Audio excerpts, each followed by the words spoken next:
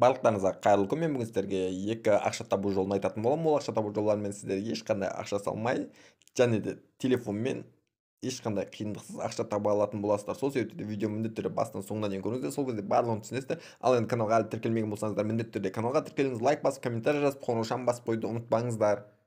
Ал енді қараңыздар, бірінші приложение ол TikTok деп аталады. Бұл жерде біз жүгіргеніміз үшін бізге ақша төлейтін болады. Қазір мен сіздерге барлығын басынан аяқ қалай жүгіретінімізді, қалай ақша табу болатынын барлығын түсіндіріп беретін боламын. Бұл жерде NFT ойын, естеріңізде болса, Stepn, Amaze сияқты бұл ойынның плюсы просто бізге тегін кроссовка береді. Сол кроссовкамен тегін жүгіріп біз осы ойынның монеталарын тауып, монеталарын кейін сата аламыз. Қазір мен сіздерге басынан аяқ барлығын түсіндіретін боламын. Енді қараңыздар. Ең бірінші бұл жерде өздеріңіз оқып шықсаңыздар болады. Өздерінің технический документі, яғни white paper бар. Барлығымен оқып танысып шықсаңыздар болады. Осы жерде бүкіл ақпарат бар. Осы жайлы партнерлары кім, инвесторлары кім, және де қандай мақсатта бұл NFT ойын шығарылып отыр деген сияқты қазір барлығын өздеріңіз танысып шығасыздар. Одан кейін одан бөлек біз қазір бірінші не істеуіміз керек? Бірінші біз приложение татып алуымыз керек. Приложение дәл қазір App Store-ға, Google Play-ға екі жаққа да бар. Қазір біз Google Play арқылы тартамыз. Менде көргендеріңіздей тартылып қойған. И біз приложение ашамыз. Сіздер приложение ашқан кезде сіздерден Gmail сұрайды. Gmail-дарыңызды жазасыздар. Gmail-дарыңызға SMS келеді. Келген SMS-тегі кодты жазасыздар, болды. Одан кейін сіздер приложениеға кіргізеді. Приложениеға кірген кезде сіздерге дәл осындай премиум NFT кроссовка береді. Тегін. Ешқандай ақша салудың қажеті жоқ. Одан кейін бұл кроссовкамен біз жүгіретін боламыз. Мына 3D көруге болады. Одан кейін 2D көруге болады. 3D просто айналып тұрады, а 2D жай бір орында тұрады. Бұл жерде қараңыздар, бізге одан бөлек калория бар, одан бөлек су. Бізге су береді. Бұл су біз жүгірген сайын расход кетеді. Бұл суды біз өзіміздің тапқан монетамызға қайтып толтыра аламыз. Қараңыздар, мысалы Go деген бассаңыздар, бізге міндетті түрде геолокация қосу керек. Міне мысалы осы приложение қолданған кезде де мен геолокация қосам, разрешение берем. Сосын қараңыздар, қазір біз кеттік. Мен қазір бір жерде отырмын, сол себепті де менде қимылдамайды. Сіздерде жүгірген кезде қимылдайды, және де өздеріңіз көргендей бұл жерде қанша шаг жасағаныңыз, қанша километр жүргеніңіз, қанша калория құртқаныңыз, қанша токен тапқаныңыз барлығы көрініп тұрады. Міне өздеріңіз көргендей ең бірінші қанша километр құртқан жүргеніңіз, екінші қанша калория жаққаныңыз, сосын қанша токен тапқаныңыз, одан кейін степ қанша жүгіргеніңіз, және де осы жерде су тұрады. Су сіз көп жүрген сайын кете береді. Одан кейін суды толтыруға болады. Просто осыны басасыздар.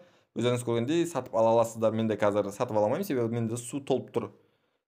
Тапқан токендеріңіздің 15-20%-іне примерно су сатып аласыз. Map деген карта. Бұл жерде қанша жүргеніңіз, қалай жүріп бара жатқаныңыз барлығы көрініп тұрады. Қазір көрсетудің қажеті жоқ деп ойлаймын. Барлығы осы, мысалы, пауза басамыз, кейін стоп басамыз. Стоп басқан кезде біз өз жерден көргендеріңіздей картадан біз қанша жер жүргеніміз көрініп тұр. Но біз жүрмегенбіз. И одан кейін қанша тапқанымыз барлығы тұрады. Одан кейін lootbox деп тұр. Қараңыздар, non. Бізге ең мықты плюсы бұл жерде осы жүргеніміз үшін тегін lootbox ұтып алуымызға мүмкіндік бар. Ал тегін lootboxтың ішінде не болуы мүмкін? Қараңыздар. Мына жерде тұрады. Мысалы, қазір кіріп көре түсеміз. Міне случайный лутбоксы деп тұр. Случайный лутбокстардың ішінде не болуы мүмкін? Случайный лутбокстардың ішінде су болуы мүмкін, кроссовка болуы мүмкін. Одан кейін токен, 20 токен болуы мүмкін. Ал енді сіздерде лутбокс ұтып алып, случайно шығып тұрады лутбокстар. Сіз ұтып алып лутбоксты қаншаға сата аласыз? Қараңыздар. Ең арзан лутбокстар қазір 0.4 Binance Binance деп бұны, BNB. 0.4 BNB тұрады. Ол деген примерно $150. 140-150 долларға сіз, если тегін лутбокс ұтып аласаңыз, осы жерге сата аласыз. Мына жерде адамдар сатып жатыр. Сізде осы жерге сата аласыздар. Әрине, если сізде лутбокс шығатын болса, немесе типа осы приложениемен зарабатывать етем ары қарай дейтін болсаңыздар, сатып алсаңыздар болады. Бірақ оның қажеті жоқ деп ойлаймын, себебі тип токен жақында листингке шығады. Листингке шыққан кезде ешкім білмейді, ценасы қатты құлауы мүмкін, немесе қатты өсуі мүмкін. Оны ешкім білмейді.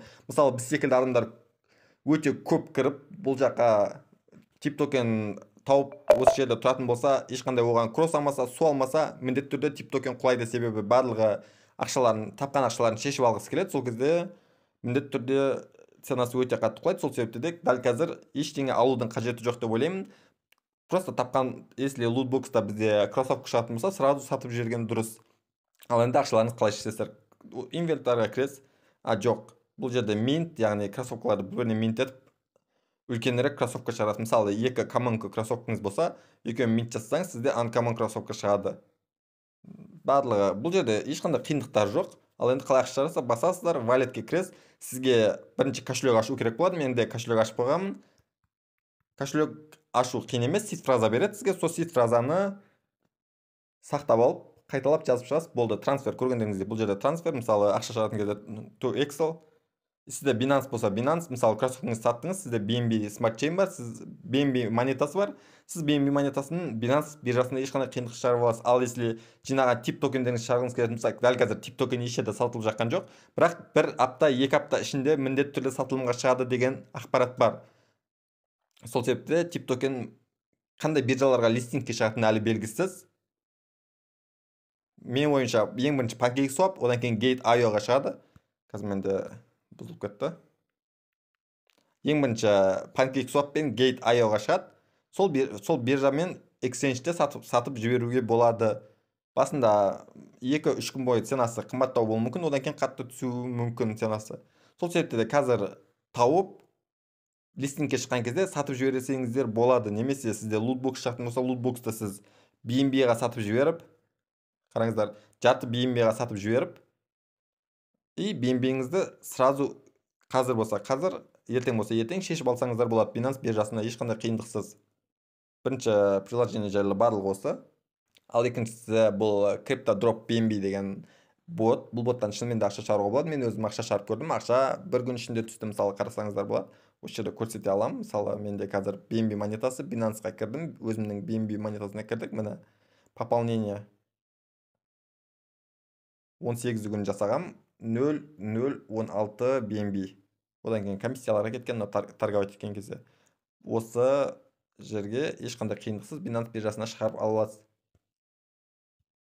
Осы боттан қазір мен тағы да шығарып көретін боламын. Бұл жерде сіз қалай ақша табасыз? Бұл жерде сіз ең бірінші ақша табу жолы реферальный система, яғни достарыңызды шақыру арқылы. Одан кейін заданиялар тез шығады, тез жоқ болып кетеді. Сол себепті де заданиялардан сәл қиындау деп ойлаймын. Табу қазір біз ақша шығарып көретін боламыз. Ақша шығару бұл жерде қиын емес. Вывод средств кіресіздер.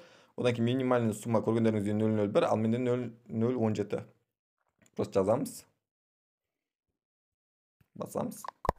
Қазір бізге өзіміздің BNB адресімізді жазуымыз керек. Адрес жазу қиын емес. Қашамыз.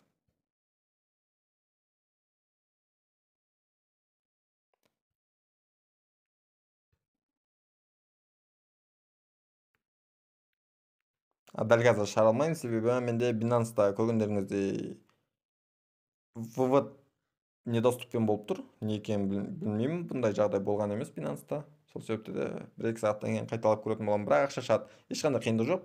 BNB-ға кіресіздер, вывод деген басасыздар, одан кейін сіздерге адрес шығады осы жерге. Адресіңізді копировать етіп алып, сол жерге қоясыз, болды. Немесе Trust Wallet-ке шығарсаңыздар да болады. Trust Wallet-ке де шығару қиын емес. Trust Wallet-ке кіресіз. Бірақ Trust Wallet-тен кейін Binance-ға бәрібір лақтыру керек болады, себебі ақшаны сіздер Каспийге тек Binance арқылы шығара аласыздар. Мысалы, BNB тұр, бізде басамыз. Получтен басамыз. И осы жерде көргендеріңізде BNB Binance Smart Chain-нің адресінде басасыздар. И все. Қоясыз, мен қазір шығармаймын, себебі Trust Wallet-те маған қатты керек емес. Болды, барлығы.